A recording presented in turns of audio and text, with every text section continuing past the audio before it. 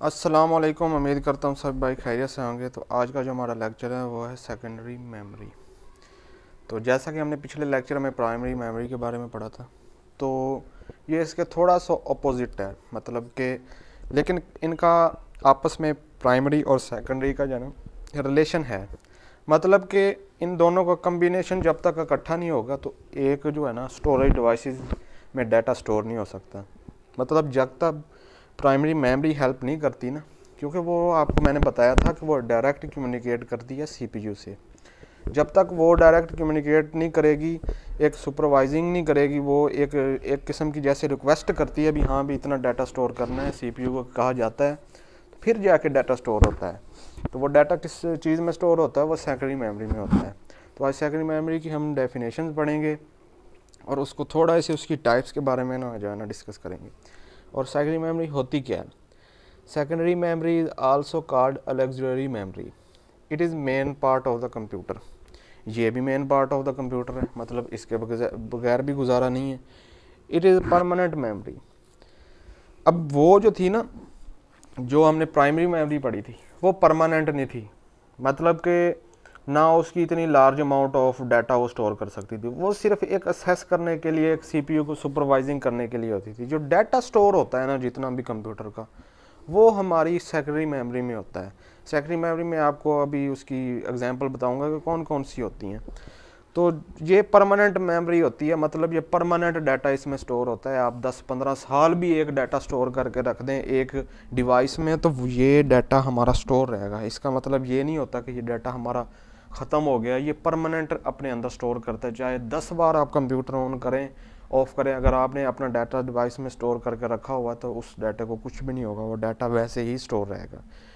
आगे उसने बताया you can store data permanently in the secondary memory. वही बात मैंने आपको बता दी है कि सिंपल वर्ड में मैंने लिखा हुआ है, कोई इतने मुश्किल वर्ड नहीं यूज़ किए हुए। सिंपल वर्डिंग में मैंने आपको बताया कि मैं आपको समझाता हूँ कि ये परमानेंटली जो है ना डाटा स्टोर करता है। इसमें वो नहीं है कि आपको मसलन डाटा जो है ना एक दफ़ा मिलेगा दूसरी दफ़ा नहीं मिलेगा, नहीं, वो परमानेंट एक दफ़ा डाटा स्टोर हो गया है। अगर आप डिलीट करेंगे तो डाटा ख़त्म होगा, अदरवाइज़ वो डाटा रहेगा उसमें। आगे आ जाती है इसकी टाइप्स। इसकी टाइप्स कौन सी हैं? अब टाइप्स आपने देखी होंगी, आपको कुछ आइडियाज़ आ गया होगा, हाँ भी ऐसे होती हैं। पिन ड्राइव को हम फ्लैश भी कह सकते हैं। जैसे फ्लैश होती है हमारी 16 जीबी की, 32 की, 64 की, वो हमारी क्या होती है? सेकेंडरी मेमोरी होती है। उसमें परमानेंट डाटा स्टोर होता है। उसके बाद हार्ड डिस्क है। ये पहले मैं आपको बता देता हूँ, फिर इसे हम डिटेल में पढ़ते हैं इसके बारे में।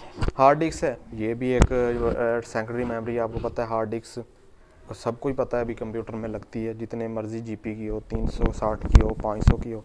फ्लॉपी डिस्क, ये भी एक फ्लॉपी डिस्क आजकल ज़रा कम चलती हैं। आपको पता है अभी फ्लॉपी डिस्क का अब दौर नहीं रहा। पहले थी, कंप्यूटर्स में लगती थी, अब ये इस चीज़ का दौर नहीं रहा। फ्लॉपी डिस्क अक्सर होती थी, छोटे छोटे सॉफ्टवेयर इंस्टॉल होते थे उसमें, तो वो भी एक होती, तो डाटा उसमें भी स्टोर होता था। तो उसे भी हम जो है ना सेकेंडरी मेमोरी कह सकते हैं। क्या कह सकते हैं, है वो।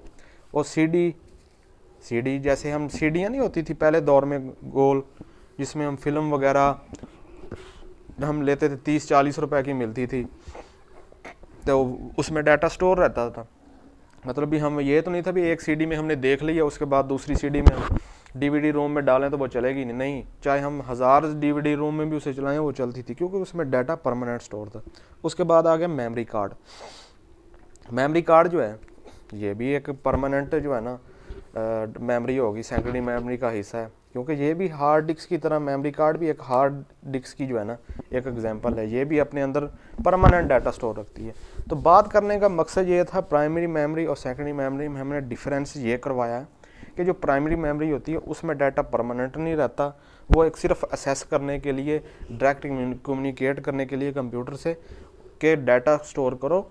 सेकेंडरी मेमोरी में जो सारा डाटा स्टोर होता है, जो हमारे सॉफ्टवेयर, पिक्चर्स, हमारी वीडियोस, जो टोटली ए टू जेड चीज़ें जो स्टोर होती हैं ना परमानेंटली, वो सेकेंडरी मेमोरी में होती हैं।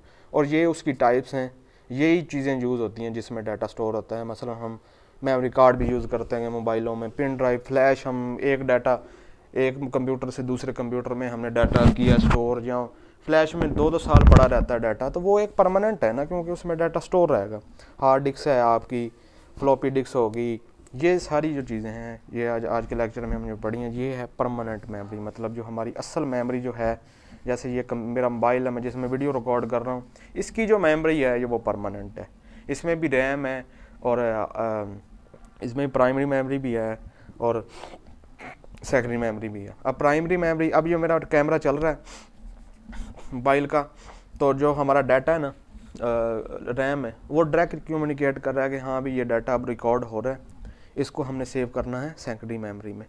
तो जैसे ही मैं अपना कैमरा बंद करूँगा उसका काम ख़त्म हो जाएगा, प्राइमरी मेमोरी का काम ख़त्म हो जाएगा, रैम रोम का काम ख़त्म हो जाएगा, डाटा हमारा डायरेक्ट कहाँ पे चला जाएगा, सेकेंडरी मेमोरी में। मतलब हमारी इसकी जो स्टोरेज डिवाइस है वो हार्ड डिस्क होगी, चाहे जो भी हो, इसकी जितनी भी स्टोरेज, उसमें डाटा चला जाएगा। तो उम्मीद करता हूँ आपको आज का लेक्चर भी अच्छा लगा होगा। मैंने कोशिश की है कि सिंपल वर्ड में पढ़ाऊँ। तो यार चैनल को ज़रूर सब्सक्राइब करें यार, सपोर्ट करें भाई को। तो इंशाल्लाह मिलते हैं नेक्स्ट वीडियो में।